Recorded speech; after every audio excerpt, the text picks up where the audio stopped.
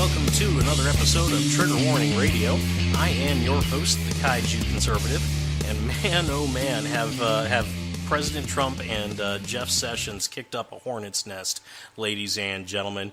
So if you haven't heard, and the only reason you probably haven't heard about this is if you're living under a rock somewhere, the Department of Justice is suing the state of California over its sanctuary state laws, the laws that essentially say that, you know, illegal immigrants are welcome in the state of California. They won't be arrested, they won't be detained, nothing will happen to them, and in some locations they can even vote, which, hey, you get all the benefits of being a citizen without having to do any pesky things like pay taxes, or anything like that.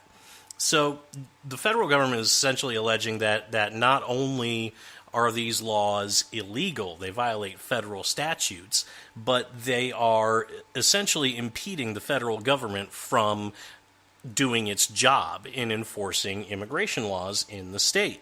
And judging by the reaction that California Democrats have had, I mean, you would think that Trump had just announced that he was invading the state of California and was going to string up every single Democrat in there from the highest lamppost.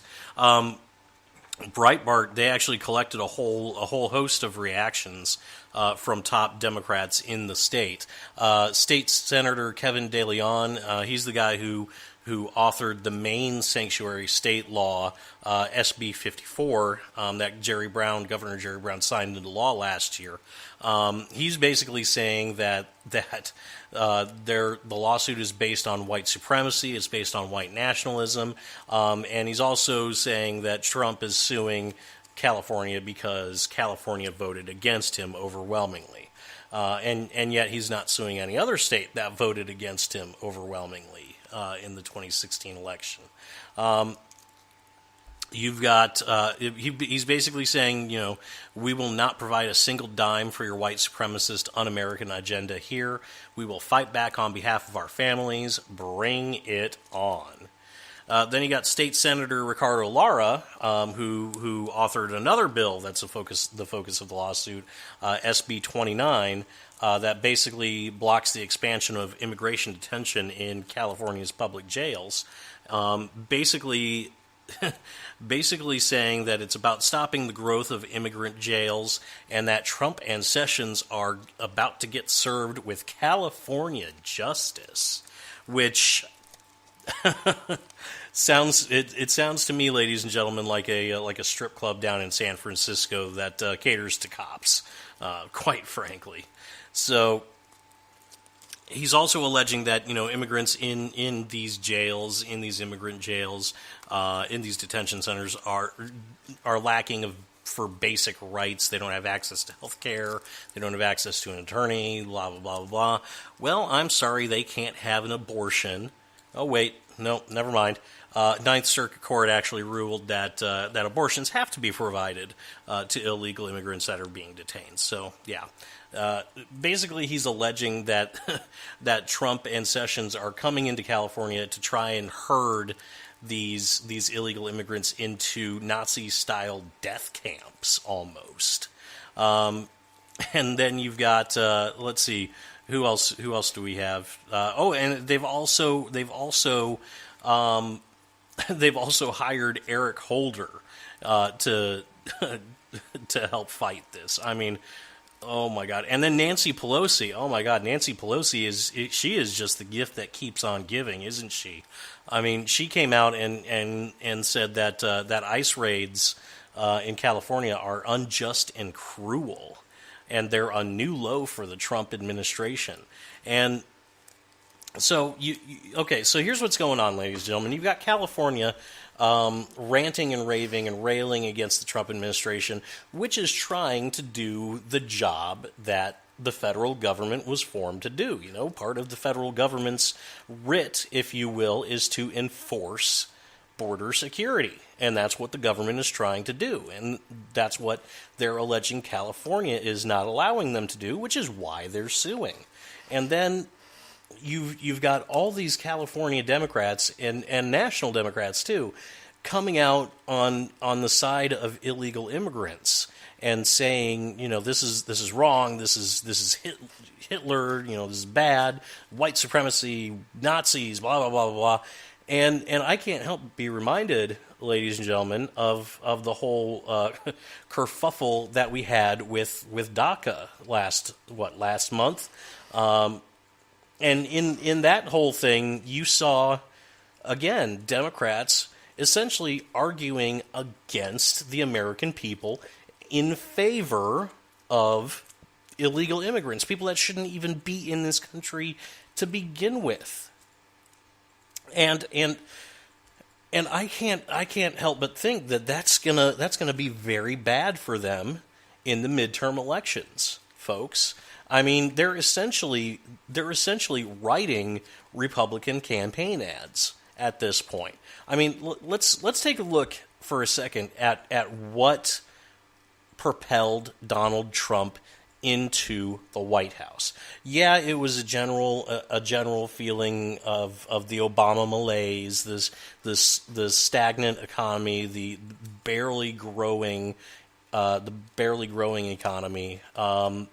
We also, people in general were tired of Democrats and have been for a long time. That's why Democrats lost so many seats during the Obama administration. It was just this idea that the Democrats weren't doing what the people wanted them to do. And then, of course, you have Trump who comes along and promises to switch directions, essentially, in a more conservative direction. But the main thing, I think, that and a lot of analysts and pundits will agree with me on this, but the main thing that propelled Donald Trump into office was border security. I mean, people saw that the southern border especially is just in a very sorry state. You have low wages being driven even lower by these illegal immigrants that are coming in and working for pennies on the dollar. You have the black community and the Hispanic community being hardest hit in a lot of cases by these, because why hire a black worker to do a job that an illegal immigrant will do for half of what you would pay a black worker? Why hire an American at that point? If you can get away with it, essentially. And this is what Trump pointed out with DACA, essentially. He got the Democrats to, over the top, argue that illegal immigration is necessary and American to boot. And the same exact thing is happening here. And I think Trump's strategy in this, it's two-pronged. Yeah, it's about enforcing the border. It's about doing what he was elected to do, which is a popular position, by the way. Most people in America believe that we need border security and we need to enforce those borders, whether it's increased security in the form of border patrol agents, whether it's building a wall, whether it's building more fencing, whether it's getting tougher on employers. Most people believe that that's what we need.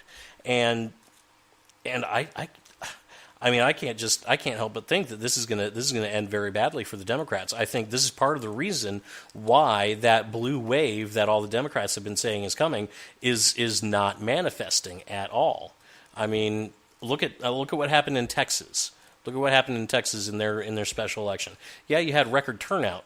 Yeah, you had Democrats that were coming out and voting, but you had way more Republicans that were coming out and voting in that special election as well. This was just a couple of days ago. And I think we're going to see more and more of that as we go on because of things like this. Now, the other point that I wanted to talk about on this, ladies and gentlemen, it's actually a question that was brought up by one of the commenters on BitChute named Sunny Side Up. A little shout out there.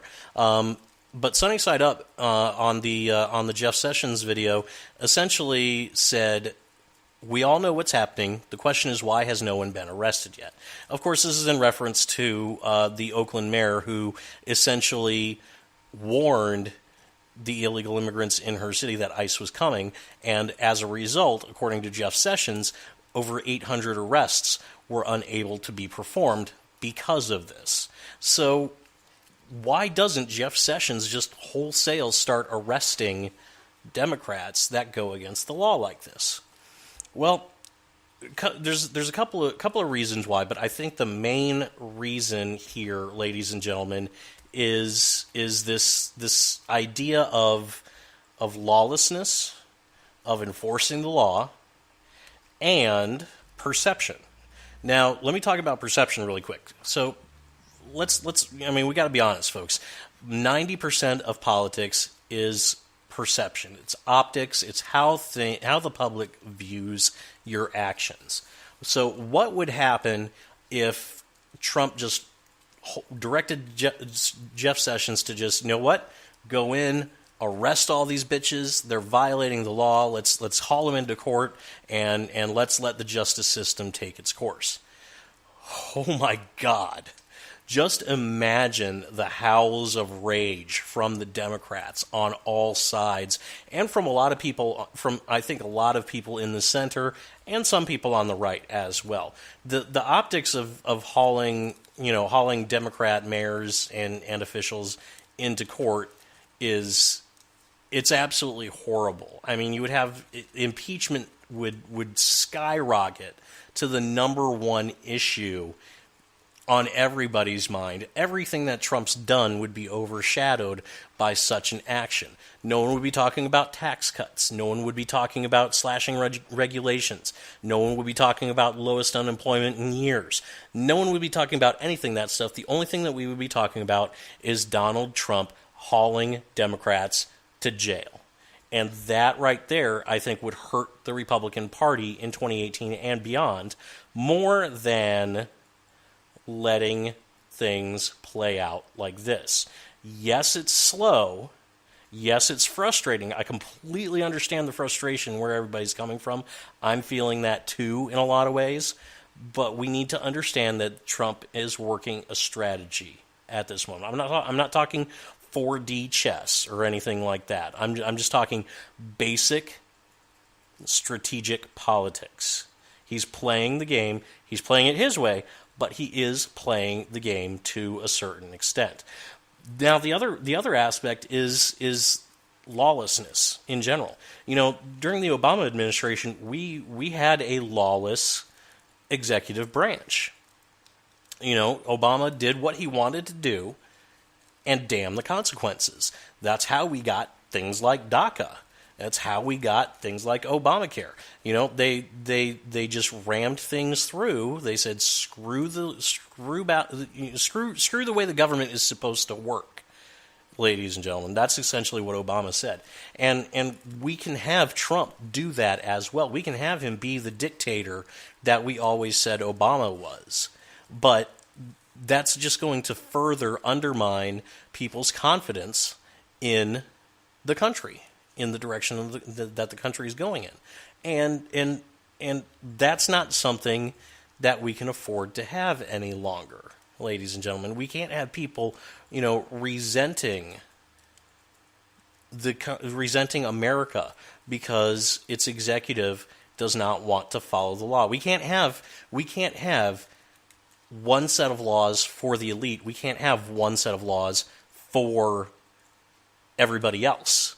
And that is why we're seeing this. That's why we're seeing Trump move on these issues at not necessarily a glacial pace, but at the speed of government. He's working the system. He's working within the system that we have that was designed by our founding fathers to change the way the country is moving. And that right there, I think, is better than being a dictator, ramming through executive orders, and doing what we always accused of Obama doing. Hey guys, thanks so much for listening. What do you think? Let me know in the comments section below, and I will see you all next time.